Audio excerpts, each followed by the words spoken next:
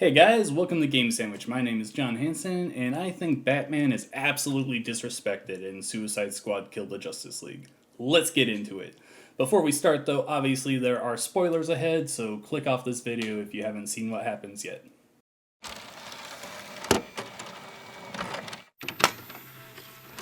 Whether you like or hate the live service direction of Suicide Squad Kill the Justice League, I think its greatest sin is how it treats this version of Batman that we have loved in the Arkham games before.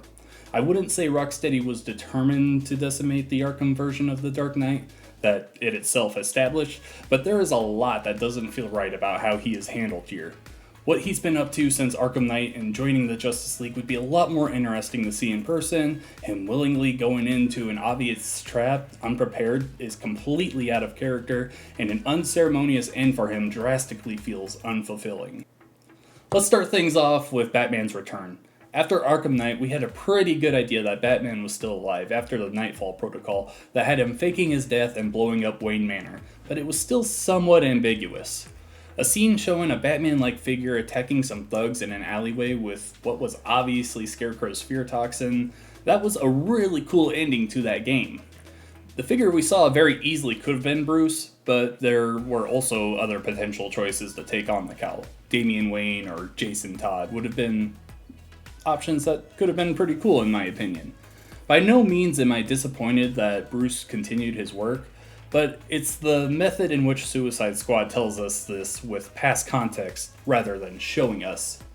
In the Hall of Justice, you can go through various exhibits and learn about Batman's adventures in the Arkham games. There's some great stuff here, including Bruce calling the Justice League his friends. That's a great development for a character that in the past would constantly push away the Bat family when they tried helping him in those Arkham games. The problem is that we never saw that character development ourselves. Rocksteady is just telling us that it happened. By this point, the Justice League has been working together for years. In our eyes, though, we jump from scary Batman in an alley to one that has come to Metropolis and is a good leader and a teammate. That's a drastic jump for the player. We want to be shown that development through a direct sequel or a Justice League game directly, not be told that it happened almost a decade later in a game that treats him as a side character. Then we have the actual brainwashing. While the act is never shown in-game, we have recordings of the Justice League talking about negotiating with Brainiac beforehand. In the recording, Batman is straightforward with his distrust of the giant skull in the sky. Wonder Woman and Flash agree with him, but Superman wants to talk with one of DC's most dangerous villains peacefully. The Batman we know would have backup plans in place for this meeting. Even if Superman convinced him to not outright attack Brainiac, there is no way the character would go into this meeting willingly without accounting for all scenarios. This is a direct betrayal of one of Batman's core characteristics that we've experienced time and time again, but are now meant to buy into him simply agreeing to this meeting in good faith? When would Batman ever do that with a potential extraterrestrial threat? On its own, Batman being brainwashed by Brainiac is not a terrible decision. Rocksteady could do some interesting things with that idea. However, it never capitalizes on that potential in smart or satisfying ways, instead having the character outright kill Tim Drake off screen with no explanation and be so easily outsmarted by Harley in the boss fight. I get that he is being controlled, but wouldn't it have been more interesting to see the character regain his faculties and be forced to deal with the ramifications that he's killed innocent people, crossing his most guarded moral line? How would Bruce come to terms so that his hands have innocent and family blood on them? Before I mentioned how cool it is when Batman is hunting down the squad, so why isn't that a focus in his boss fight? Instead, he's turned into a bullet sponge Scarecrow knockoff.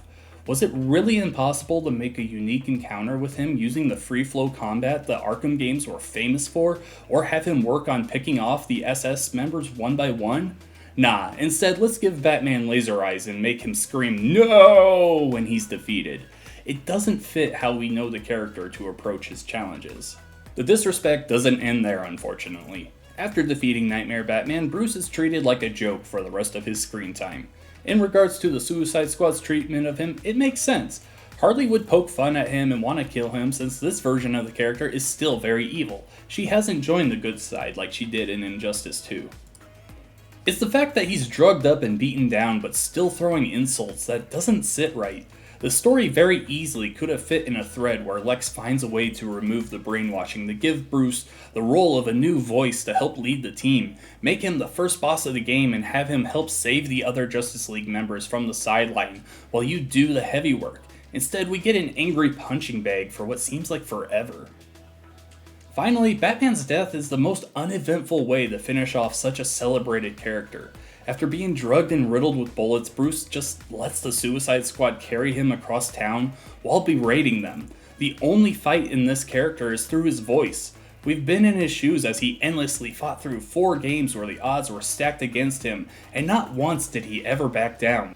Why is it that Suicide Squad has a version that is so willing to die for Brainiac with no fight to preserve himself? He sits on a bench and just lets a bullet end him. That's not the Batman I know. Just looking at Rocksteady's handling of Batman and Suicide Squad Kill the Justice League, I can't accept that this is the same character I played in Arkham Asylum, City, Origins, and Knight. That character was always prepared, unwavering in his commitment to justice, and deserved a bigger send-off than a quick one-liner and a bullet to the head.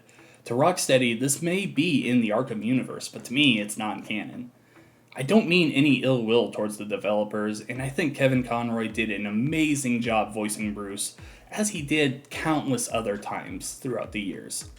But I can't help but come away from this whole ordeal feeling empty. What did you think of how Batman was treated in Suicide Squad? Did you find his representation here as big of a betrayal as I did? Sound off in the comments below, and if you made it this far, why don't you hit that like button and come discuss it in more detail in our Discord. Thank you so much for watching.